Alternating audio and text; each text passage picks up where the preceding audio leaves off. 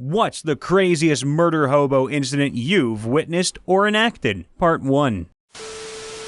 I play Adventurers League, and I have a tendency to spin my characters as pacifists who want to end each encounter without death. However, Adventurers League really isn't geared that way, which often creates conflict with other members at my table who are there to kill stuff and feel powerful. My best example of this was when I was playing as my first character, a dragon-born rogue. Yes, I'm aware that it's a suboptimal race for a rogue. A phantom thief, as a part of his code of honor, would never kill anyone unless it was absolutely necessary. Around level 3, I sit down for a module with some new faces at the table, and we open up with a bar fight where a pirate captain is trying to capture a thief woman. Everybody immediately goes into hyper-violence mode with splash area spells and arrows, but since I'm high on the initiative order, I'm able to quickly dart from my hiding place on the balcony and knock out one of the lower-ranked pirates coming up the stairs with the flat of my rapier. On my next turn, I decide to leap off the balcony and bravely engage the pirate captain. The DM makes me roll for acrobatics, net 20. I don't even take any falling damage. I try to do a non-lethal attack against the captain though, nat 1. I then use my bonus action to hide, stealth check, nat 20. So basically, I'm leaping around this guy like Legolas with boots of speed, but I can't land a hit, and his AC isn't even that high. Meanwhile, one of the party members, still on the balcony, a fighter, decides that instead of engaging the active hostiles, it would be more fun for him to kill the guy I had already incapacitated. You know, the one that wasn't a threat. He rolls an attack with advantage against his motionless corpse and still manages to miss. Only succeeding on the second turn and chopping his head off with his axe. The DM describes how blood begins to trickle down the stairs, but my rogue's too busy making attacks against the pirate captain to notice. My second attack also misses, and I literally start pleading with the pirate captain to let me knock him out, because I can tell at this point that literally anybody else in my party is going to kill this pirate, who may have totally justified reasons to catch this shady halfling who probably stole from him. Finally, my third attack connects. I guess the pleading helped. However, I rolled the absolute minimum attack and sneak damage, 2 1s on a D8 and a D6, for a total of 5 points of damage, leaving him at 1 HP. Literally, 1 more point of damage would have incapacitated him. Our party warlock, whose turn came immediately after mine, simply grins and says, I Eldritch blast him in the face. The DM describes how the pirate captain's head is blown clean off his body and arcs through the air as I shout, You should have let me knock you out! Traumatized, my rogue turns with a saddened sigh and says, Well, at least I saved that one man. Cue him spotting the river of blood spilling down the stairs. Now, you'd think that after getting their fill of violence, that would be it for my murder hobo companions. But no. To investigate a suspicious bathhouse, they decided to shrug off the receptionist and bring all their blood-soaked weapons to the bathhouse. Cue the entire occupancy beginning to panic. Then, of course, as one of the women tries to stealthily attack the party with a knife, the barbarian decides that the best course of action is to seize this nearly naked woman with both hands and pin her against a pillar with his body, causing all the bathhouse's patrons to think he's trying to have his way with her, and begin rallying to the assassin's aid. My character also fails his perception check, so he assumes the same thing and has to spend a turn hampering the party to save this assaulted woman. Later in that same encounter, my rogue disguises himself as one of the cult leaders to confuse the assailants and reduce the violence by ordering them to back off. But the party decides that with his new distraction, the assassins are in an optimal position to be killed and instantly murder them, dyeing the bath water red with blood. But that wasn't even the worst part. Oh, it gets worse. Later, as we are traveling through the secret dungeon in the catacombs, we spy a cult member, a dark priestess, torturing a prisoner shackled to the wall. We decide to ready a surprise attack on the priestess, and then the warlock says, I ready Eldritch Blast to strike the prisoner.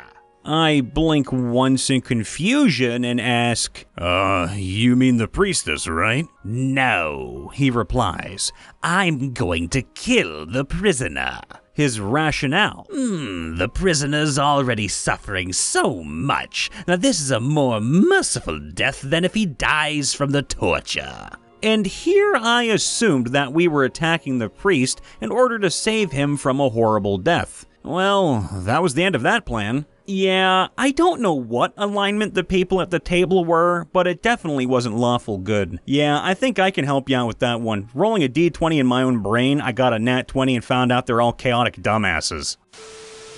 My story is also from the same module, also from Adventurers League. Spoilers below. In the section right after your story, we were heading to a boat bar with the intent to capture the brother or kill as a last resort. Our party heads to the lower deck to begin talking with the brother, while our rogue sits at the bar one deck above everyone else. Not wanting to completely separate, I stand at the top of the steps, same level as the rogue, heading deeper into the ship. We converse with the brother a bit, and he begins to pack up to leave. Our rogue, metagaming to hell, says, "Screw this," and stabs the bartender. The bartender, who has no connections to the brother, who has only been serving drinks peacefully. Well, that single attack make a simple 3v4 to a deadly 10v4, as all her bouncers and her join into the fight. We ended up TPKing, which the DM mercifully waved off, as the Burning Fist paid off the tavern to save us as a one-time deal. However, the brother got away, and we never met with Rhea. I ended up leaving that table next session when my character was unfairly targeted and killed. Again, could have been avoided if not for the rogue.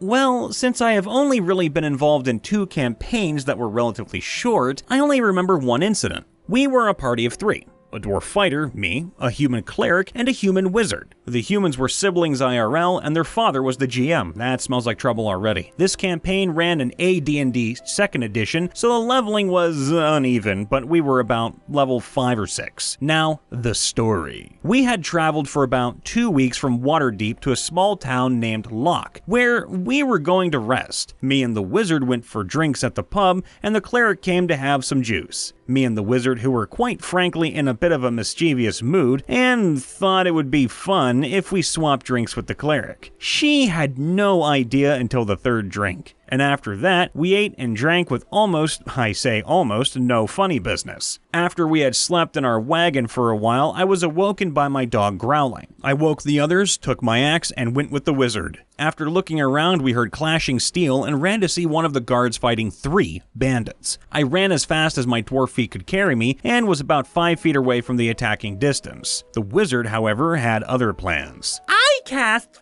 Fireball! The GM. Now, Harold, are you sure about that? I want to cast Fireball! The GM shrugged and just said, okay. Harold isn't the wizard's real name. He cast his fireball, hitting me, the guard, and the 3 bandits, charring everyone but me. Thank God for high dexterity, and blowing up a wagon that 4 other guards were sleeping in, thus killing them too. The worst part was his reasoning. I didn't think you or the wagon would get hit as I tried to target the bandits. The bandits stood 3 feet away from the wagon. We were sent into the Wild West in order to finish a contract and extract Ikora Dirk, a war criminal who was a psycho-sorcerer tiefling. Our characters were getting used to the modern technology, and a salesman offered us a set of wondrous wands. DM never gave us the complete description of the wands. He just said that they were metallic, shiny, and with a 6 spell slot capacity per turn at its best. But they were quite powerful spells. Shit got messed up while we, and at least 2 dozens of townsfolk, were inside a mine, and the light from the torches suddenly disappeared. The youngest wizard of the party, a 16-year-old human, tried to cast light, the new wand, and shot a man in the skull. And we heard someone scream, "Traitor! Y'all are servants of the witch!" I casted Wall of Force and Protect my party, and after a couple of seconds, they were all dead. Druid casted Produce Flame, and we saw the scene like, well, shit. The sounds of footsteps coming from the corridor startled us. It was Ikora, who was walking towards us with the classic slow clapping of villains. When she was like 30 feet in front of us, she said, and they call me a madman. Or is it a madwoman? Screw that. You fetched yourself a very nice wand, boy, but I'm more like a staff person, if you know what I mean. And she loaded a musket. Apologies for being long, but I think it can tell a story of knowing when to stop being compassionate and when to pack up and leave a group. My worst murder hobo came from Adventurers League, let's call him Finian, because that's his name.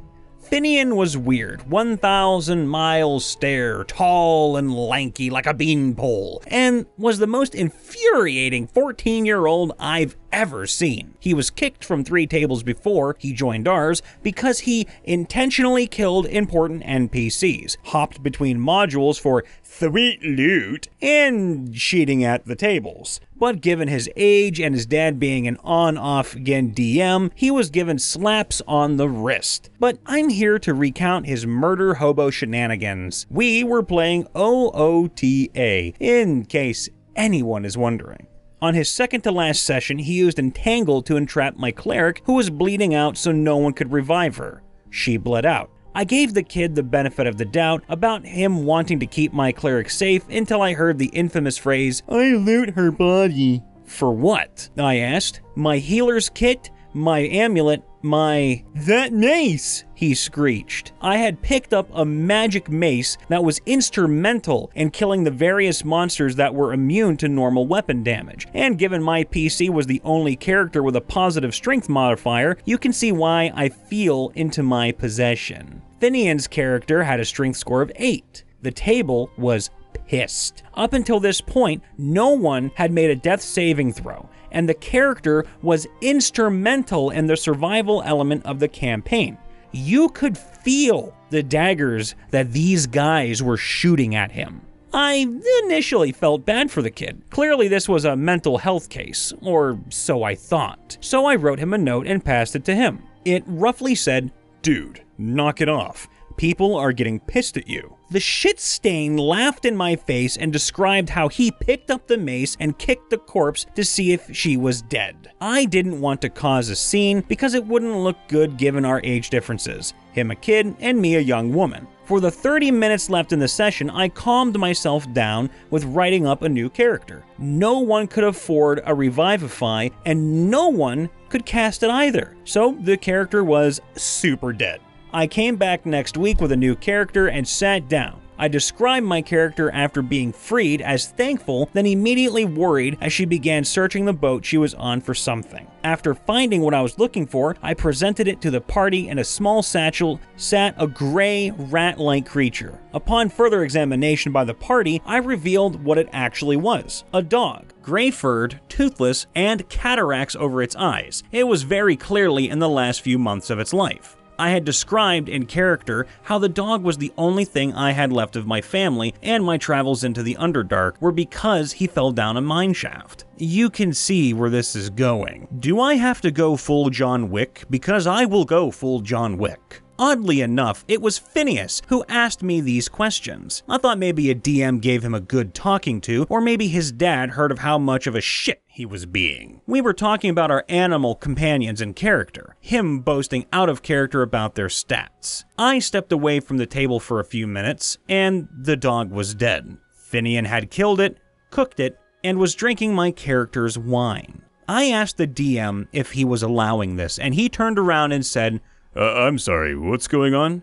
Finian killed my dog. I didn't use his character name because I knew he was doing this for his own jollies. I asked the DM, what is my recourse? He stole from my character my means of theft of the wine, and by killing my dog. Finian, overhearing our discussion, said, I poisoned her with my flying snake. Instead of saying no, or that's against AL rules, he instead asked, where did you get the flying snake? From TOA. He rolled a handful of dice. 16 points of poison damage. Did that kill you? I turned my sheet into its back and said, yup.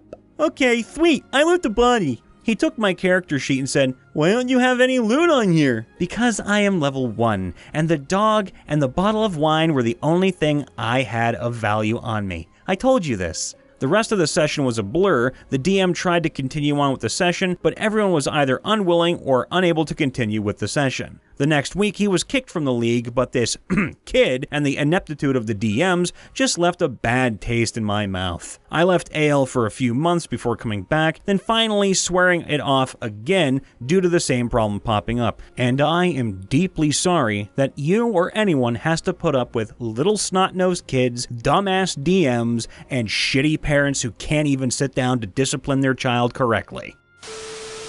Hey everyone, Brian Von VA here, back at it again, checking in after the vid. Make sure to leave a like, subscribe, and ring the bell so you can be notified when we post or go live. Also, if you can, leave a comment as the algorithm gods demand a blood sacrifice. And if you'd like to share a story with us, the best spot to do it is on our subreddit r/MrRipper. And of course, for more content, check us out on Twitch and Twitter, links are in the description below. Using a help action, you can come say hi to me as well, Brian, over on YouTube, where I voice your D&D characters, make voice acting memes, and stream tons of games near and dear to my heart, with Mass Effect being the forefront for a while as of this video.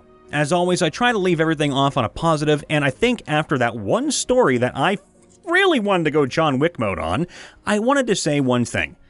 I respect every single one of you, and I want you to know that there are respectful and happy people out there. Sure, you might get screwed over at an Adventurers League game, but that should not deter you from trying to make friends online, like on Discord, such as our Discords, either MrRipper's or mine, because we are good people. There are good people out there who are respectful and kind and patient, and even if you run into someone out there, like that one person's character who is basically a animal-abusing piece of crap, they're not going to define the majority of people. Murder hobos exist. People who are bloodthirsty in games will exist because they see it as a game. They don't get an attachment to it. But from me to you, I want you guys and gals and everyone in between to get that attachment, to feel good, and to find a party that really resonates with who you are inside. And don't worry, they are out there. So please, never give up on your dreams of playing D&D with some good people. They're out there. You just gotta come to us. All the love, everybody. Be happy, be safe, and we will see you next time. Bye for now.